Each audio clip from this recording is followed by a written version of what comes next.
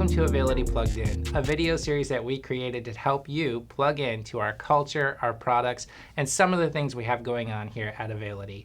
My name is Travis Freilich. I'm the Director of Corporate Communication, and today I'm excited to welcome back Angela Truman, who is our, and I always look, Senior Total Rewards Analyst. That's a tough one to say. I know. I prefer Benefits Lady here at Availity, to talk about part 2 of our series of how to become a better healthcare consumer, where we're going to discuss the difference between an HSA and an FSA. Correct? Correct, yes. Awesome. So before we jump into that, Angela, tell us a little bit about your career path and kind of like what makes you the authority on this topic. Well, I have 18 years of experience in human resources and benefits. Okay, And so that's pretty good. yeah. Right? 18's not bad. Yeah, Good for not you. bad. Mhm. Half of that is benefits world. Awesome. So I do know quite a bit about benefits and how they work. Okay, good. Yeah. Good. That's why you're here. All right. And in the first episode, we started this conversation by talking about the high-deductible health plan, right? These are kind of newer plans that are on the market, and a lot of employers are offering them, and they're really starting to change our behaviors as healthcare consumers. So it's really important that we understand how they work. You left us with 3 takeaways that were really the high-level takeaways last video, which was talk to your doctor often, right? Yep. Follow up with them about how they're coding your visits, whether they are preventative visits or diagnostic visits, because that determines how much you pay versus how much is covered. And to also really dig into your plan and talk to your benefits lady about what resources are out there to learn more about your plan, right? Yes. Okay, great. So let's jump into this HSA, FSA world, which is also the healthcare savings account, right? And the flexible spending account, FSA. Okay, got it. So let's start with the HSA. Tell us about that. What is it? And yeah, what is it? Health savings account, HSA, is an account that you have. It's like a bank account. Pre-tax dollars go into it. Okay. And you can use it for qualified medical expenses. Qualified medical expenses. Okay, and we'll get into that too, Yes. right? Okay, good. And what are some of the advantages of the health savings account? Well, some of the advantages is pre-tax dollars go into the account. Also, the fact that you can use those, there's dollars available to you to help offset your deductible. So if there's money in the account to spend for a medical procedure or a prescription, you can use those dollars for that. Okay. If you're a relatively healthy consumer, you can actually save those dollars in the account, and when you get to a certain amount, you can invest those just like you can invest in a 401k plan. That's great. And you can only get an HSA if you have a high deductible health plan, right? Correct. Okay, cool. What are some of the disadvantages of the HSA plans? One of the disadvantages is if you have not been saving the dollars or do not have it built up and a medical expense came about, then you would have to pay out of pocket your own expenses rather than dipping into the health savings account. Okay. Is that something that you could reimburse for later if you had built the account back up again? You can. Okay. All right. Good to Yes. know. Good to know. So it's not all hope is lost. Just save your receipts Okay. because they'll ask, and then Okay. you can get reimbursed for it. Yes. Great. Can others contribute to your HSA plan? Other people can contribute to your HSA plan. Okay. You can contribute. Your employers can contribute. And, if you have some friends or family members that would like to contribute to that plan, they can give you money to deposit into that account. As long as you do not go over the government limit set on your account, Sure. then they can also contribute to that plan. But they can't spend it. It just doesn't go in pre-taxed. Okay. Remember, the pre-tax dollars goes in from the paycheck. Sure. But so they can contribute to your HSA, but they can't spend your HSA, right? Depends on who your family member is. So Okay. if you've claimed them on your taxes, then they can spend those dollars in the account. Okay. But if it's a mother or a father or a friend, obviously you're not claiming them on your taxes, so Sure. you would not be able to spend those dollars. Got it. What happens if I do not spend, and I think you talked about this, my HSA dollars on qualifying medical expense? So you mean by the end of the year? Yeah. What So happens? you can roll it over from year to year. Oh, so it stays with you. It stays with you. Okay. What if I And- throw a little wrench at you? What happens if it rolls over the next year, but I don't have a high deductible health plan? You can still use it for qualified medical expenses until the account has been emptied. Oh, good. Good to know. Yes. And you talked about this a little bit, but you can invest your dollars, right? You said if you hit a certain level, you can do something with that. Correct. Yes. Okay. Some plans require $1,000. Mhm. Some plans require $2,000. It just really depends on the vendor that you currently use. That's great. So it's coming out pre-tax, and you get to invest it. Yes. That's fantastic. Mhm. Okay, so let's jump, right? Yeah. Here we go. We're jumping from the health savings account to the flex spending account. Let's talk about the FSAs. Yes.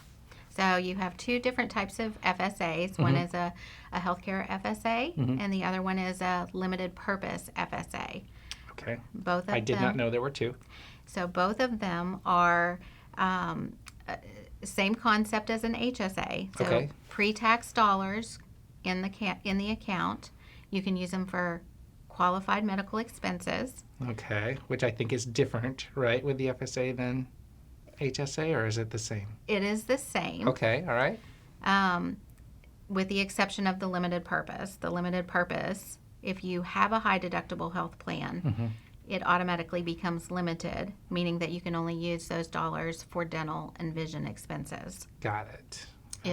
If for example, I was on my husband's plan and it was a PPO plan, then I could enroll in a healthcare FSA, say elect $2,000, and then use it for healthcare, dental, and vision expenses. Okay, got it.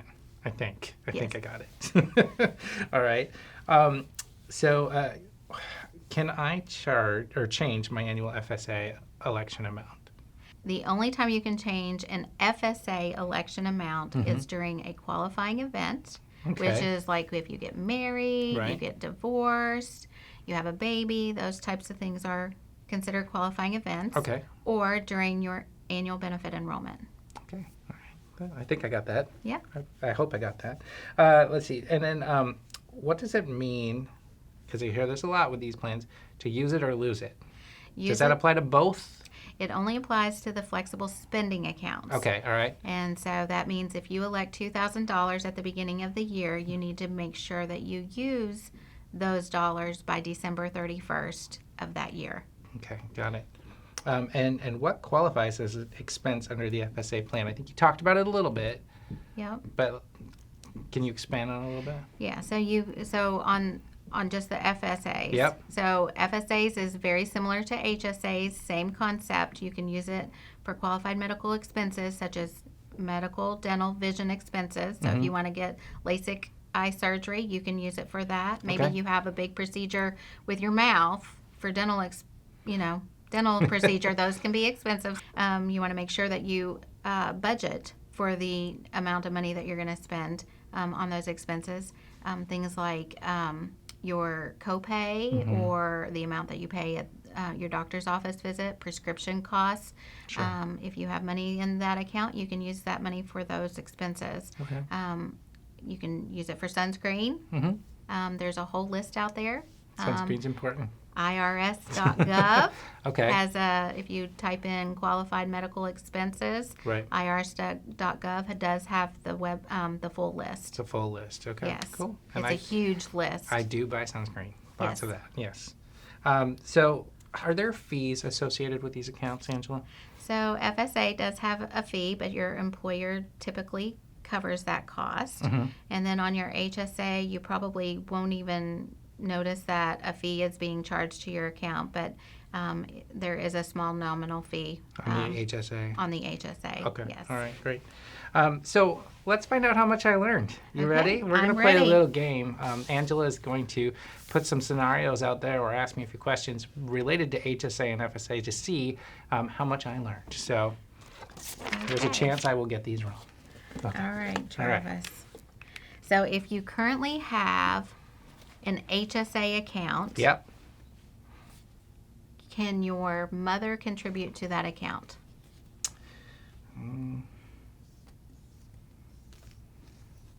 Let's say yes. Yes, you are She correct. can. Yes. But she can't have it back. She- She's giving it up, She's right? giving it up, Okay. yes. All right, cool. Just making sure. All Now, right. on an FSA plan, she would not be able to contribute to a plan. All right. But she could just buy me sunscreen either Yeah, way. absolutely, Yeah, she that's could. cool. All right. hmm Yep. What else you got? So, if your domestic partner enrolled into your high deductible health plan, Mm-hmm. would your domestic partner be able to use the HSA dollars? I think that's a trick question. I'm going to say yes, and I'm going to say no. And why would you say no? The yes part is if they're dependent, right? If I cover them on my taxes, Yes, right? absolutely. Then they would be able to use it. Yes. But if I didn't, and they're independent, then no, they can't use it. You're very right. You got that right. Boom! Mind blown, right? I got it. You're learning, Travis. I am all the time, Angela. All right, next.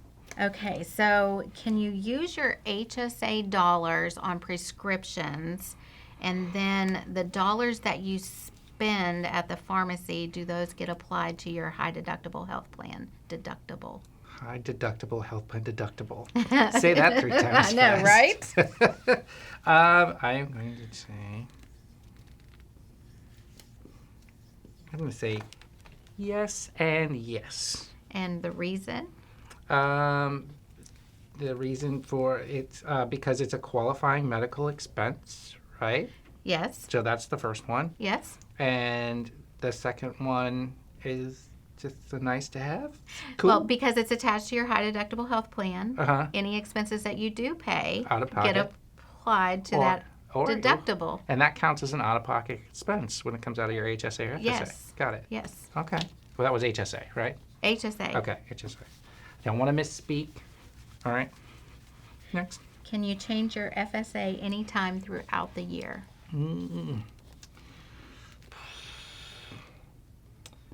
I'm going to say no, only for qualifying events. Yes, that is correct. Is that correct? It is. Oh my gosh! Wow, I'm so impressed with myself. Okay. So, but an HSA, Uh huh.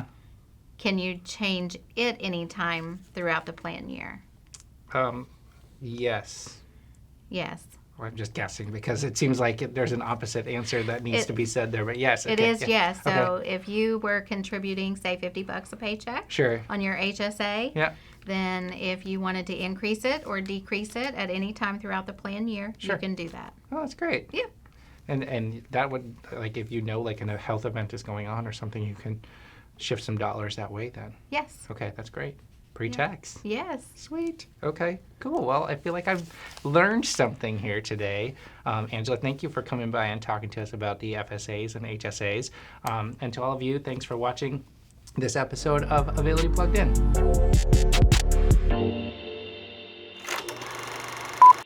Pause, please. These are stressful. Aren't they?